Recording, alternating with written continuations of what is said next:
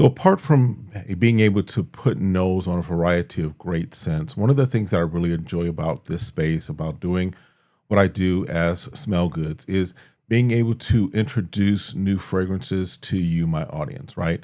For example, Dynasty was one that I don't know if anyone had done a video before I had done it, but I know that I was probably one of the first ones to get a video out. And many of you were like, yo, Dynasty is the truth, right? More recently with Midnight Raspberry, that was a fragrance that I kind of was like, as soon as I smelled it, as soon as I knew about it, I was telling folks, listen, don't walk, run to get this fragrance. So I'm always enjoying the fact that there are opportunities to maybe introduce a new fragrance, a new scent profile, or a new house to you, my audience. And so today there's another such opportunity. We're going to talk today about From the Street Scent Dubai. This one is Mafia. Mafia. Stick around. I'll tell you all about this fragrance.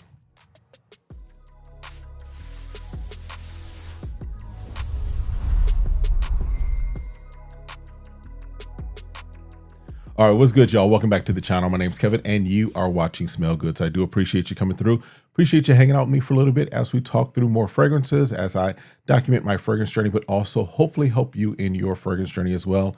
If this is your first time here, appreciate you stopping through. Thankfully, the algorithm brought you my way. But make sure that this isn't your last time by making sure that you hit that like, hit that subscribe, and then request notifications. That way, every time I drop new content, which is pretty often, you'll be notified and you can come back and join the rest of us as far as the Smell Good Squad. And to my Smell Good Squad, those that have been watching, that have watched at least a video or two, or 10 or 15 or however many, thanks for coming back. We're glad to see you again. We'll see each other in the comments. All right. So as far as this fragrance, first of all, shout out, thanks to the Black Aroma distribution team for giving me the opportunity to put nose on this. They also sent the discovery set, which I'll probably do in another video as far as the other things that are from this particular house. But this is from the Street Scent Dubai. This is from a house that is out of Dubai, out of the UAE, that is starting to make its way into the US market. And so this is one of their first fragrances. They actually have a full line that they're releasing, but this is the first one that I've put nose on and had an opportunity to sample, right? And so let's look at the bottle. Nice, solid bottle. Let's get it to focus there. That black bottle, and this is not like just a black glass bottle as far as as far as being able to see through. I can hold it up to the light. I can't see through this. So this is nice, thick glass. The bottle is a nice, hefty bottle. The cap on it is a standard cap, just kind of slides in there. Don't recommend picking it up by the cap. But as far as even the label, this is a textured type of label, which almost gives a feeling of like a leatherette, as it were. And then it's a Privé, from their Privé line. This is a 90 ml bottle. So definitely a nice, solid bottle. As far as the atomizer, you can spray that in the air, and I got a little in my eye, but that's okay. We're going to keep rolling, keep rocking. But as far as this fragrance, this is not necessarily a room filler. This kind of borders on a room shifter, not a full-on room shifter, but this is a fragrance that does linger. It does kind of stay in the air. It does kind of do what a nice fragrance does. You can smell the well-blendedness of this. You can smell just kind of the quality of the materials that are used in this, which, if we're honest, does lend to giving us an understanding of why the price point is the way it is. This is not, when I say a UAE or Dubai brand, yes, Middle Eastern, but it's time we kind of shift away from calling everything that is Middle Eastern and thinking of all dupes as Middle Eastern and all of that fun stuff. I'm kind of shifting away from the region that, as far as addressing where it's from, as much as I want to also kind of give you some thoughts as to where this kind of sits. So this is not necessarily in comparison with a Latafa or an Afnan or an Armaf. No disrespect against those companies. You see my collection, I have a number of those. This is more along the lines as far as where this sits as far as quality, where this sits as far as price point. Think more Amouage. This is more on that level as far as the quality, as far as the price point, as far as the presentation, all of those things. As far as the craftsmanship, this is more on the level of Amouage than it is on Latafa, Afnan, Armaf, or Fragrance World, right? So bear that in mind. Where this fragrance sits, that's where this would basically feel at home. As far as the notes on this fragrance, and I've spent a little time with this, haven't gone through a full on, full days wearing of this, what have you, but just to kind of familiarize myself with this, I'll probably come back at some point, especially after I do a full wearing of this and give you more detail. But as far as the notes on this, black pepper, saffron, tobacco, leather, patchouli, amber, sandalwood, vanilla, and incense, right? So I've sprayed it on myself before, so I can definitely speak to kind of how it flows and how it works. But as far as the initial spray, you do get this spicy tobacco, and the leather actually starts to make its way up even at that moment, right? The leather is more of a middle or heart note, but it does seem to kind of make its way even in the initial spray. The initial spray of this is, you get, like I said, the pepperiness, you get the spice of the pepper, you get the sweetness of the tobacco, but you also get that leather. And this is not a suede leather. This is not even a soft or designer type leather. This is more of a raw leather, as it were. This is more of an animalistic type of leather. If you're looking for a very soft leather, this is not it. This is a nice, dense leather. This is a almost a raw or animalic type of leather, just to kind of give you an understanding. Now, that does not mean this smells bad, because this also works very well. This comes together very nicely. And then once this dries down, that leather, that smoke comes out a little more. So you're left with this, yes, still that tobacco there, but the tobacco takes a back seat, as it were, to the leather, and then also to the vanilla, to the sandalwood, and to the incense. So you get this smoky, leathery, vanilla, tobacco-ish type of scent once this fully dries down. This is, in my opinion, if we talk about who this fragrance is designed for and who this brand is designed for, one of the things I think about this brand is that they are going after, like I said, may have said, the ultra niche type of lane. They're not trying to be the next big design house out of the Middle East. They are intending, it looks like, to create a nice niche house, right? And an ultra niche house, an ultra luxury niche house, at least as far as this line. Now, they do know that they have some others that would probably fit just into your general niche line, but this Privé line is kind of like their niche line on steroids. It takes it up a full notch.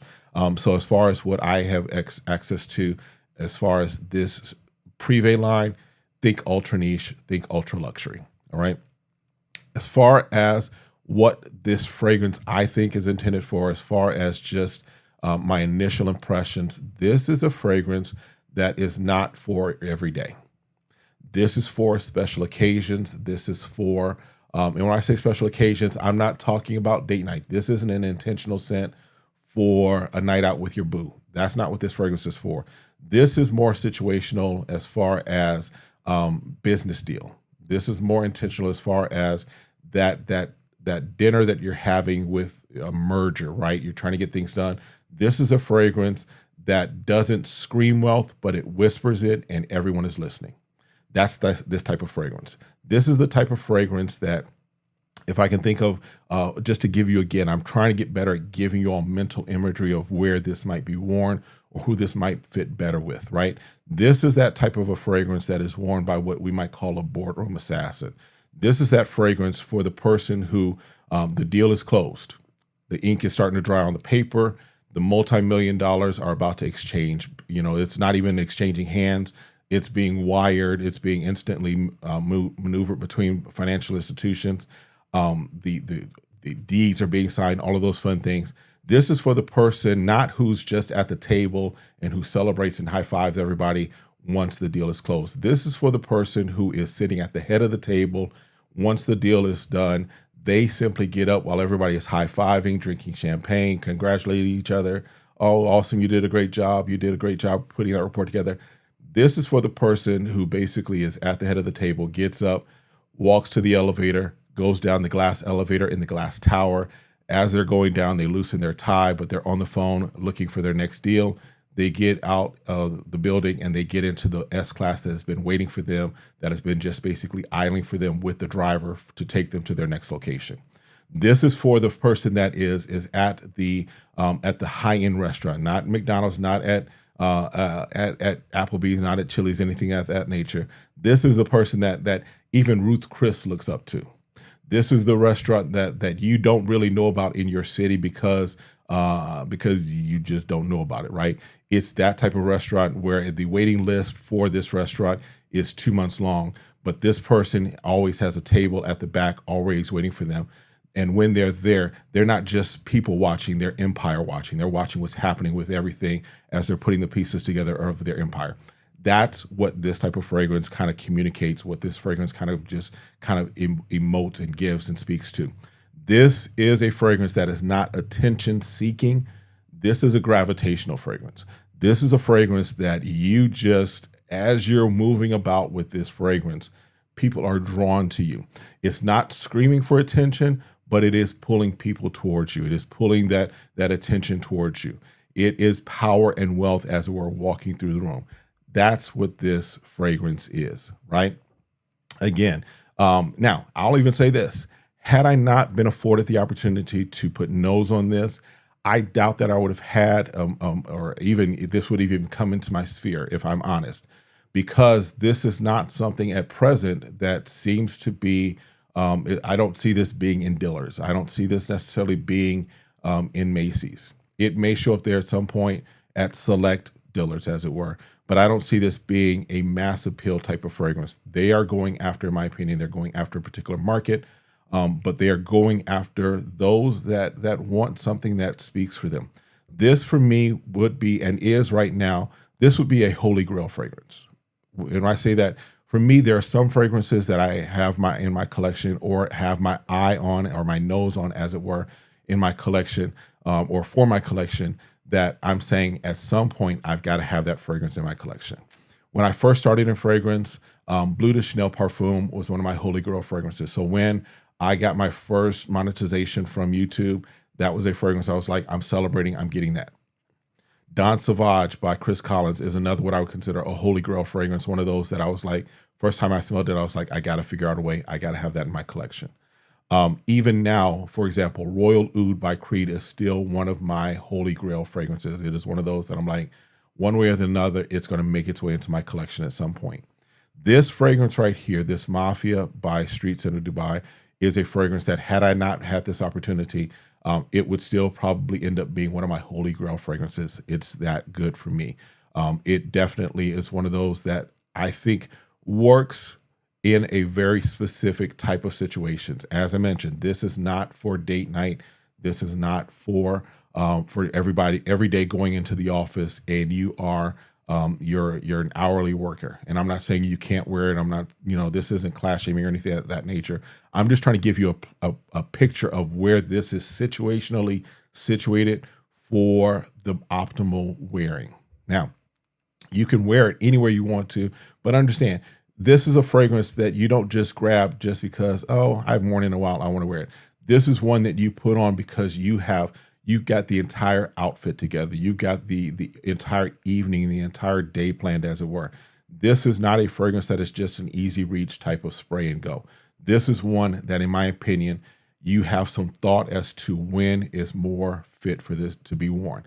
So when I think about where I might wear this and it be situationally appropriate, just to give you an idea or an example, right?